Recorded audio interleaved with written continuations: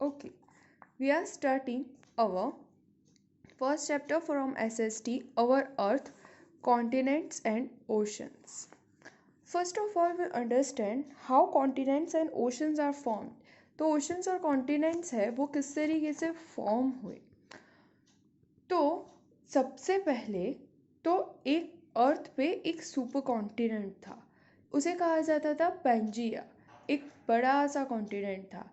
But after a time pass, but जैसे जैसे time pass होता गया वैसे वैसे वो स्प्लिट हो गया.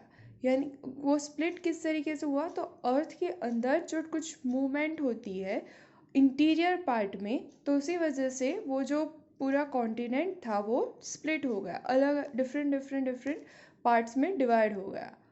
और जो उसके बीच में जो खाली जगह थी तो उसके बीच में वो पानी भर गया. तो इसी तरीके से कॉन्टिनेंट एंड ओशंस है वो फॉर्म हुए. कॉन्टिनेंट का मतलब क्या होता है, तो पहले हम उसके बारे में देखते हैं. उससे पहले थोड़ा इंट्रोडक्टरी पार्ट देख लेते हैं. तो आप सभी ने ग्लोब देखा होगा, आपके घर पे भी होगा शायद. तो ग्लोब है तो उसमें जो लार्ज सरफेस दिखाया गया होता है वो वाटर का होता है. मतलब कि हमें जो ग्लोब है वो कैसा दिखता है, ब्लू कलर का होता है. क्यों? क्योंकि मेजोरिटी केस में जो पार्ट है वहाँ पे क्या है, वाटर. तो वाटर अमाउंट का अमाउंट कितना है, 71%, एंड लैंड अमाउंट इज 29%. जो ग्लोब है, 3 parts of the earth surface है water.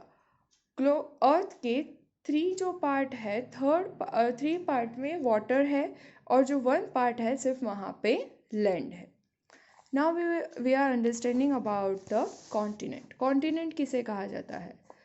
Big land masses on the earth's surface that are surrounded by water on all sides are called continents. तो continent किसे कहते हैं? तो जो बड़े बड़े लैंडमास होते हैं अर्थ के सरफेस पे, जो चारों ओर पानी से भरे जिसकी चारों सराउंडिंग्स में पानी, वाटर बॉडीज होती है, चारों ओर पानी होता है, उसे कहा जाता है continents. There are 7 continents. 7 continent है. Asia, Africa, Antarctica, Australia, Europe, North America and South America. तो ये हमने पढ़ा कॉन्टिनेंट के बारे में. अब हम ये सारे कॉन्टिनेंट के बारे में डिटेल में पढ़ेंगे. Okay, our first continent is Asia. Asia is the largest continent in the world. तो एशिया है वो सबसे बड़ा कॉन्टिनेंट है पूरे वर्ल्ड में. 1/3 part of the land area. Land area का 1/3 जो पार्ट है वो पूरा एशिया से कवर्ड है. उसकी तीनों साइड पे ओशंस हैं. In north Arctic Ocean, in east Pacific Ocean and in south there is Indian ocean.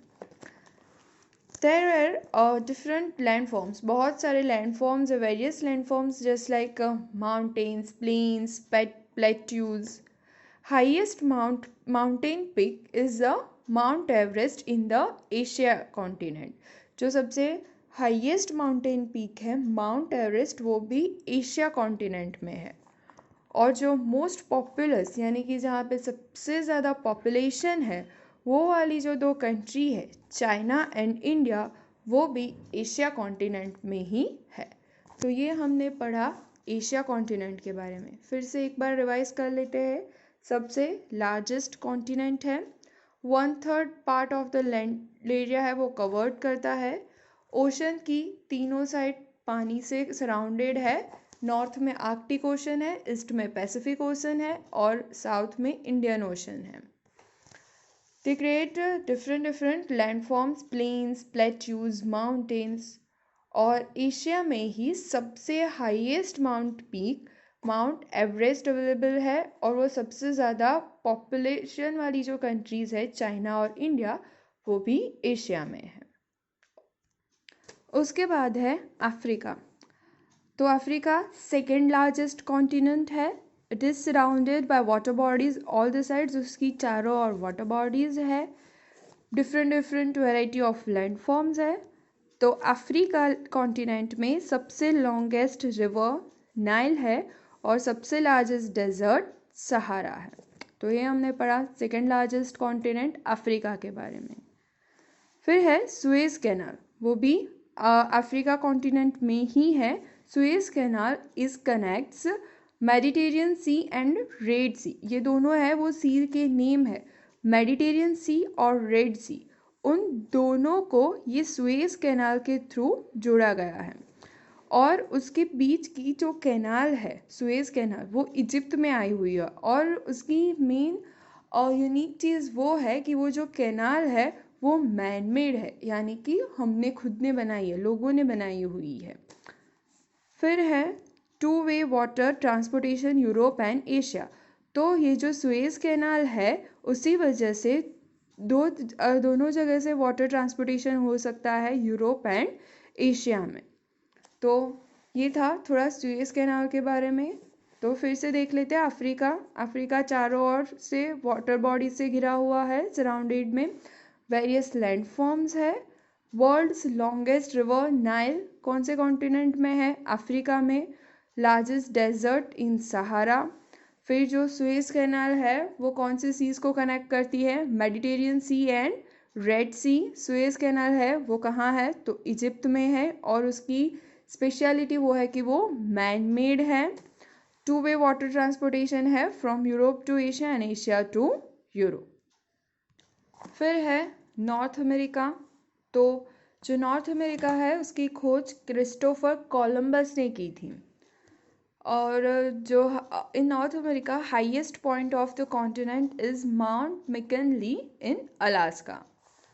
पूरा जो नॉर्थ अमेरिका है वो नॉर्दर्न हेमस्फीयर में आया हुआ है। बीच में होता है इक्वेटर, उसके जो ऊपर का होता है उसे कहा जाता है नॉर्दर्न हेमस्फीयर, और उसे नीचे का पार्ट होता है उसे कहा जाता है साउदर्न हेमस्फीयर।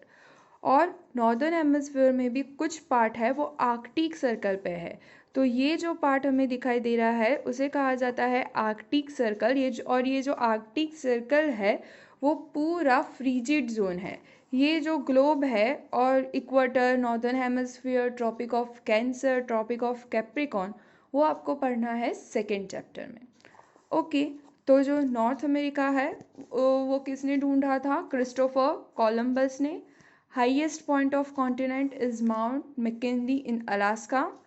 जो नॉर्थ अमेरिका है वो नॉर्दर्न हेमस्फीयर में आया हुआ है, और उसके जो कुछ पार्ट्स है वो आर्कटिक सर्कल पे है। तो जो आर्कटिक सर्कल है वो पूरा फ्रीजिड जोन है, बर्फ से ढका हुआ है पूरा। ओके, तो आज हम यहीं तक पढ़ते हैं। आज हमने क्या पढ़ा? तो सबसे पहले ग्लोब, वो ब्लू प्लैनेट है। ब्लू ब्लू क्यों है? क्योंकि ज़्यादा अमाउंट में वाटर है, 71%। फिर हमने पढ़ा कॉन्टिनेंट किसे कहा जाता है। फिर हमने जो 7 कॉन्टिनेंट्स है और उसमें से हमने 3 कॉन्टिनेंट के बारे में डिटेल में डिस्कस किया। एक तो Asia, second largest continent Africa, third largest continent north America.